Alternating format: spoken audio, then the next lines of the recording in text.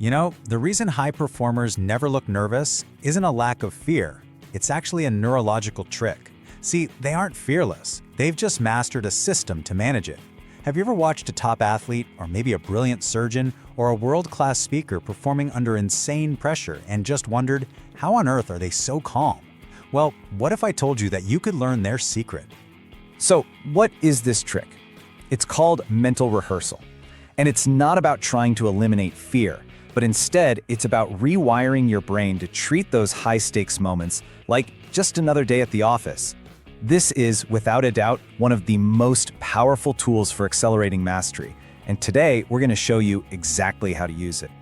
So, think of this as your masterclass. Over the next few minutes, we're going to give you the complete, actionable framework. No fluff, I promise, just the science-backed steps to turn this powerful theory into practice. By the end of this, you will have a tool that makes the hardest parts of your job feel not just manageable, but truly effortless. All right, here's our game plan. We've broken it down into 6 parts. We're going to start with the core paradox of performance, then diagnose the real reason we all fail under pressure. After that, I'll give you the framework and the neuroscience behind why it works so well. And then the best part, a precise protocol you can start using today. Let's dive in. This brings us to a simple but really profound idea. The battle for peak performance. It's almost always won or lost before you even step into the arena. It's won right up here, in your mind. Look, we all get physical practice, right? You put in the reps, you lift a weight, you give the speech, and you build the skill. But here's the wild part. Neuroscience shows that vivid mental practice, it activates the exact same neural circuits as physical practice. Your brain literally can't tell the difference. This means you can build a blueprint for success without moving a single muscle, and that is the paradox we're going to exploit. So, to really understand why mental rehearsal is such a game changer, we have to diagnose the enemy first. Why do we choke? Why do our minds go completely blank in the moments that matter most? Well, the answer lies in our brain's response to one very specific trigger. We call it performance anxiety. You know the feeling, the dread, the racing heart, the sweaty palms right before a huge presentation. But here's the thing. At its core, performance anxiety is just a biological reaction to uncertainty. Your brain perceives an unknown outcome as a threat. And when that threat signal fires, it kicks off a chain reaction that completely sabotages your performance. Now, this is super important. This isn't a failure of willpower. It's a neurological event. It's called an emotional hijack, and it's where your rational mind gets totally sidelined. So, think of it like this. There's a war going on inside your head. Uncertainty hits your amygdala, that's your brain's ancient panic button, and it floods your system with the stress hormone cortisol. Well, that cortisol acts like a tranquilizer for your prefrontal cortex. That's the CEO of your brain, the part you need for focus and fluid execution. So the very part of your brain you need to perform gets chemically shut down. So it all boils down to this one word, uncertainty. That's the real villain here. If we want to perform well under pressure, we have to solve the uncertainty problem. If we can make a scary, high-stakes situation feel familiar and predictable to our brain, we can stop that amygdala from ever hitting the panic button in the first place. Okay, so how do we do that? If uncertainty is the problem, then systematic rehearsal is the answer.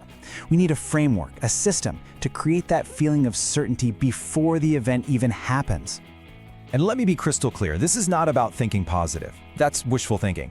This is a structured 3-phase protocol designed to literally program your brain for flawless execution. Let's break down each phase. All right, let's start with phase 1. This is the foundation of the entire process. This is where you're going to meticulously build the world inside your mind, just to make the unfamiliar familiar. We call this sensory immersion. The goal here is to make the mental movie so real that your brain actually believes it's happening. And to do that, you have to engage all 5 senses. Don't just see the conference room. See the scuff marks on the floor, the reflection in the tabletop. Don't just imagine your talk, hear the hum of the projector. Feel the clicker in your hand. The more sensory details you pack in, the more real this simulation becomes. Okay, so once you've built that rich sensory environment, it's time for phase 2. And this is where the real mental training begins. We're focusing not on the end result, but on the flawless execution of the process itself. Now, in this phase, you have to focus entirely on the process, not the outcome. Visualize every step perfectly. The first words you say, how you transition between points, the final handshake. You are rehearsing the sequence. And this phase, it comes with one critical, non-negotiable rule. Think about it. Your brain learns from repetition. So if you imagine yourself stumbling over a word and you just keep going, you've just done one mental rep of failing. You're actually encoding the flaw. Instead, the moment you imagine an error, you must stop. Hit the mental rewind button and rehearse the correct sequence 3 times perfectly. This overwrites the error and reinforces the pathway to success. And finally, that brings us to phase 3. This adds another powerful layer of mental dexterity to your rehearsal, giving you complete control over both your actions and your emotions. This is called the perspective switch. It's about rehearsing from 2 different viewpoints. First person, so you can feel the physical execution, and then third person, so you can watch yourself and manage your emotional state. Switching between them gives you a complete mental model of the performance, training both your body and your mind. So, that's the framework. Sensory immersion, process focus with that critical error correction, and the perspective switch. But why is this so ridiculously effective? Let's peel back the curtain and look at the neuroscience. Because this isn't magic. It's a series of targeted neurological hacks. Hack number 1. You are literally building a better brain. When you vividly imagine an action, you fire up the same motor circuits as if you were physically doing it. This repeated activation builds up a fatty sheath called myelin around those neural pathways. Think of it like putting better insulation on a wire. It makes the signal faster, stronger, and more efficient. It's how skills go from feeling clunky to totally automatic. And hack number 2, this directly solves that uncertainty problem we talked about. Every single successful rehearsal you run replaces uncertainty with familiarity. You're basically teaching your amygdala, hey, we've seen this before, we've got this, it's safe. This prevents the fear response, which keeps your prefrontal cortex, the CEO, online and in control right when you need it most. Finally, there's a huge psychological benefit. It's called self-efficacy, which is just a fancy way of saying it's your belief in your own ability to succeed. Every time you mentally rehearse a flawless performance, you're logging a win in your brain.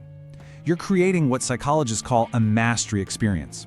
And stacking up these small, imagined successes builds this deep, unshakable confidence that you can handle the task, which is a key trigger for getting into that effortless state of peak performance known as flow. Okay, theory is great, but execution is everything. We've covered the what and the why, now let's get to the most important part, the how. This is the practical, step-by-step protocol you can use to start programming your brain for success, starting today. Here's your checklist for implementation. It's 3 simple, non-negotiable steps to turn mental rehearsal into a daily practice. Step 1. Define your performance strip. Now, don't try to visualize a 2-hour marathon. That's a rookie mistake. Pick one specific 3 to 5 minute segment that causes you the most anxiety. Maybe it's not the whole sales pitch, but just the first 2 minutes. That's your strip. Then, dedicate a single 3 to 5 minute deep work sprint to visualizing only that chunk perfectly. Okay, step 2 is about turning the most critical part of this framework into a rock-solid habit. Honestly, this one drill is what separates amateur visualization from professional mental rehearsal. You have to be absolutely disciplined with this rewind drill. The moment your mind imagines a failure, you stutter, you miss the shot, you stop. Instantly. That is non-negotiable. Rewind, and then you play the correct version 3 times perfectly. This drill ensures you are only ever practicing success, which dramatically accelerates how quickly you build the skill. And finally, step 3. This is your pre-game ritual. This is what you do in the final moments before you walk on stage, before you enter that meeting, or before you make that critical call. You're going to use the perspective switch. For about 30 seconds, close your eyes and see the performance from an internal, first-person view. Feel the movements. This primes the motor pathways. Then, for another 30 seconds, switch to an external, third-person view. See yourself from the outside, performing calmly and confidently, like you're watching a movie. This enhances emotional control. Then you use a physical anchor, one single deep breath, to signal to your brain it's time to execute. So, after all of this, the framework, the science, the protocol, what is the single most important idea to take away from our time together? It's this. Your mind isn't just a place for worrying. It's a flight simulator. It is a laboratory where you can run endless experiments, correct countless errors, and perfect your performance without any risk, without any cost.